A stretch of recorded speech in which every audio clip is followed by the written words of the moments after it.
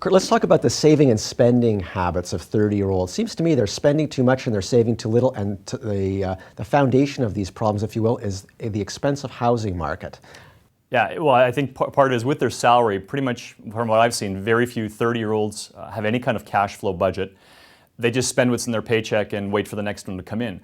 Very rarely have they even started an RRSP. And if they have bought a house, they've at least got a minimum mortgage payment. But the number of times I run into the fact that they got a 30-year mortgage or even longer based under the old rules is just shocking. How much are you constraining yourself financially if you go out there and buy a really expensive house, almost as much as you can afford? Well, think of it this way, is that in the last 10 years, pretty much the average Canadian's seen the value of their home double if they've been in a major city.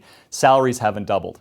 So mortgage payments to kind of stay on the same track of that old adage of be debt-free by 50, 55 at the latest, is almost impossible to do. Kids are committing to monster homes or monster renovations on smaller homes to stay in the right postal code, because their friends are doing it, peer pressure, but totally disregarding the impact it will have over the next 30 years, which is almost making it impossible for them to retire.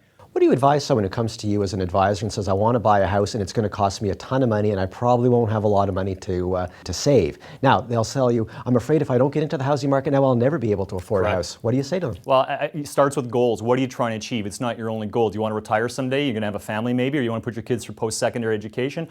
All of those goals will cost probably 6 figures. The house one, the house one's a big cost, but if you enter into a mortgage that's going to go for 20, 25, 30, under the old rules, 35 years, I'm seeing kids where this is such a big part of their after-tax cash flow, there's no money for anything else. And other goals like retirement, it's not going to happen. Children's savings will be almost nothing. These are people that are working until they're 70, 75 years old because it's just a different world today. All right, so think twice about the mega mortgage. Thanks, Kurt. Absolutely.